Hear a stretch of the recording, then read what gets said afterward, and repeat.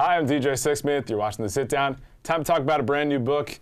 Ellen Carroll Dubois is here with us. Here it is, Suffrage, Women's Long Battle for the Vote. Really nice to meet you. Nice to meet you, DJ. Good to have you in New York also. Thank you. We were just talking off camera. Big thing coming to Central Park. So why don't you tell everybody what's happening pretty soon there? Well, there is actually no statue of an actual human woman. I mean, there are women who represent things, but a group of women some years ago started to get together to raise money and pressure the city. And originally the statue was going to be of two of the stars of my book, Elizabeth Cady Stanton and Susan B. Anthony. And then they decided, no, this is not good. This movement didn't just involve white women, so they added a third character who is Sojourner Truth, who was involved in the suffrage movement almost from the really from the beginning. And this group of women, called Monumental Women, that's the name of the group, invited me to speak. So after I see you, that's where I'm going. That's awesome. So there's obviously been a ton that's happened since women got the right to vote, but you're kind of fascinated in what happened beforehand. Correct. So which was a long time. It was 75 years, 1/4 of American history. So what were the things in those 75 years that you really wanted to focus on and kind of unpack in this book?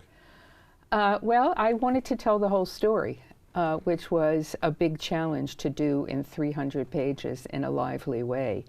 I wanted to make it clear that the various campaigns, and there were many, for women's suffrage, they were sustained over those 75 years, but it was really 3 generations of women. The first generation wore hoop skirts and couldn't go to get an advanced education and couldn't enter the professions and couldn't travel and had no rights once they were married. And the third generation, their granddaughters, who were the ones who won the right to vote, were recognizably modern to us. They were actually a majority of women college graduates. They had entered all of the professions. They actually, in 1920, women represented a higher proportion of physicians than they did 30 or 40 years later. They were involved in setting public policy. They were important intellectuals and artists. So my goal here, one of my goals, besides telling this exciting story, is to make it clear that the campaign for women's suffrage was part and parcel of every era of American history. It wasn't something happening over here. So in the beginning, it was part of the sort of radical changes surrounding the campaign to end slavery. In the middle, in the late 19th century, it was a part of a very, very conservative American historical period. And in the early 20th century, it was an important part of the progressive movement. So it can't be told separate from American history. Yeah, it definitely needs to be told all throughout. And Sojourner Truth is obviously a big part of this. What did you learn about her, and what's most inspiring about her story? Well, she's very interesting. She first makes her debut on the women's rights stage in 1850, just 2 years after the first convention. She's very tall, very commanding woman, very dark-skinned. She was born in New York, not New York City, but New York State. Right. She was born, date's not clear, but 1790s. And even though slavery was abolished in New York, it was abolished in a gradual way. So she was actually a slave until 1826. She's often quoted, her born name was Isabella Baumtree. The last name is, she lived in the Hudson River Valley, so she was, her first language was Dutch.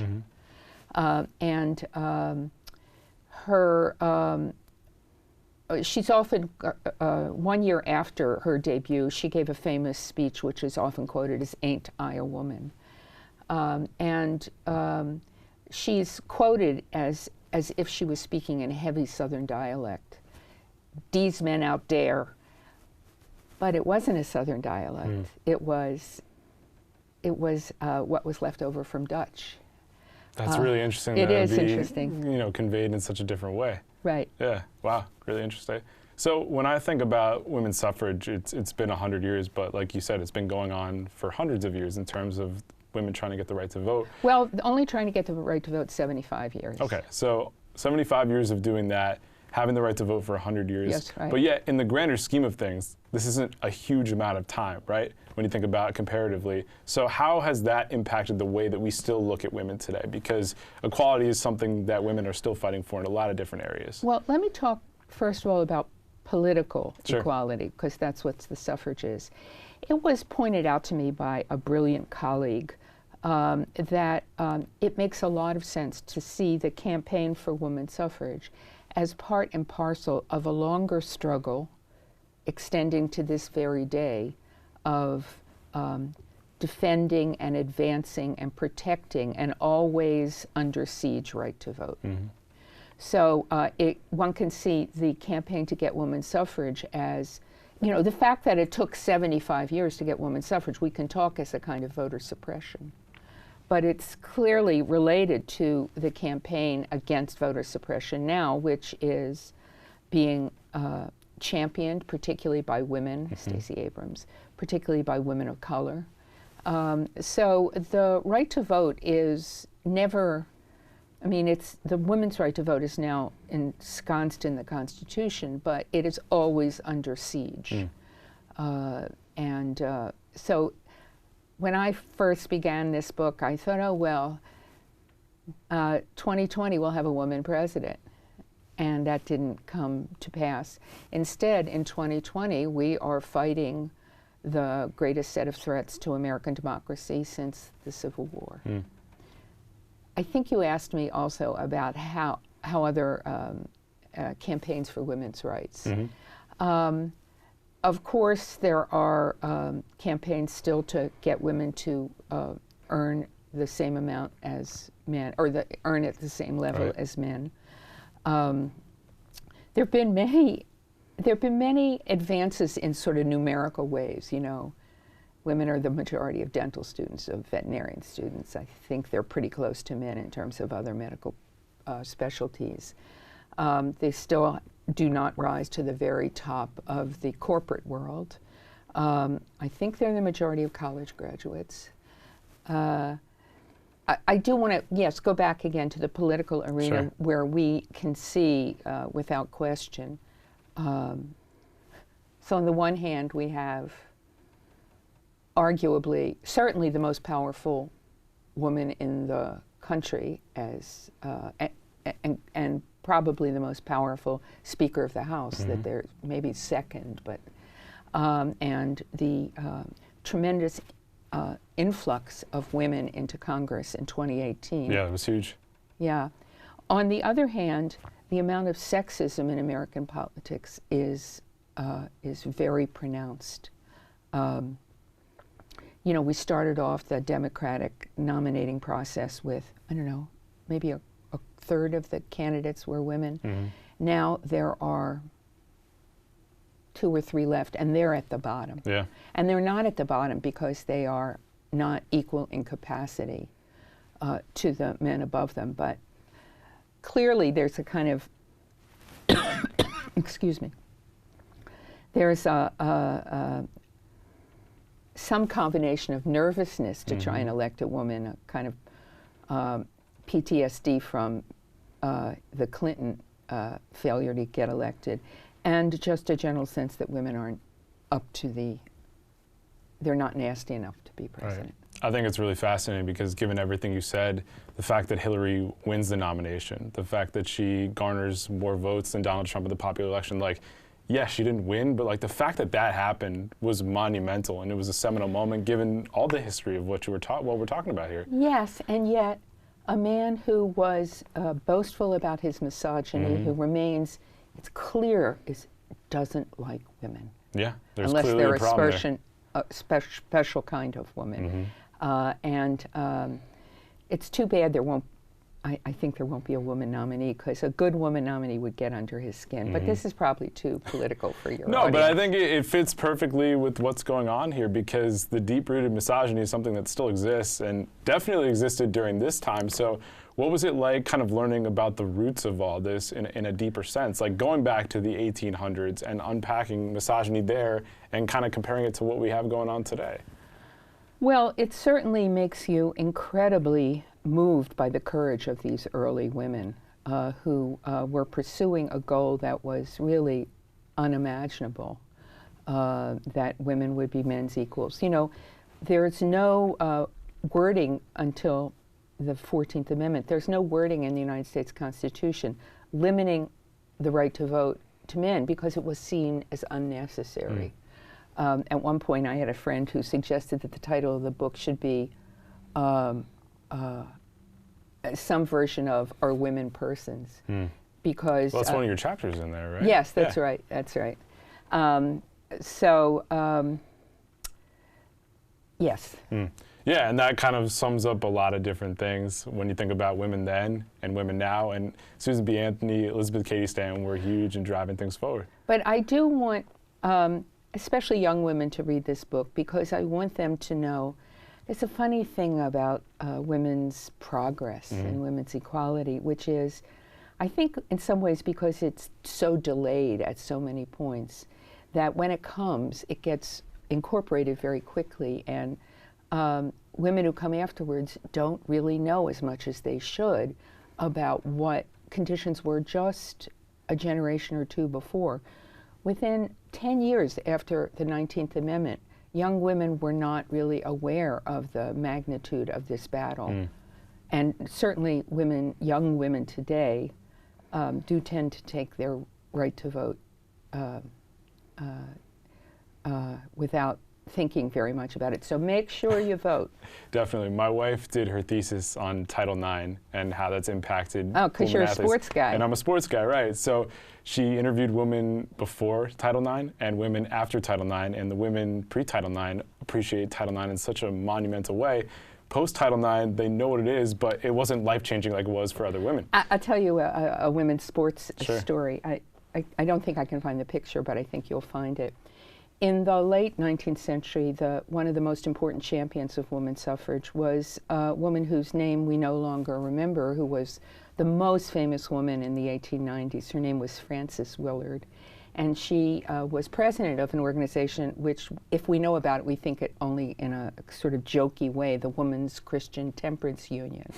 But her campaign for women's suffrage was built on a recognition that women suffered from alcohol abuse, not their own, but that of their husbands, and that to stop that, you needed political power and you needed to get laws passed. Anyhow, she's a very interesting woman. And one of the things she did is when she was probably in her 50s, she decided that she was going to follow the lead of some of the younger women, so we're now, you know, about 1880s, and she was going to learn to ride the bicycle. And riding the bicycle was a big deal for women. First of all, they had to change their clothes. Right. Second of all, it gave them tremendous amounts of mobility. Third, it was very athletic.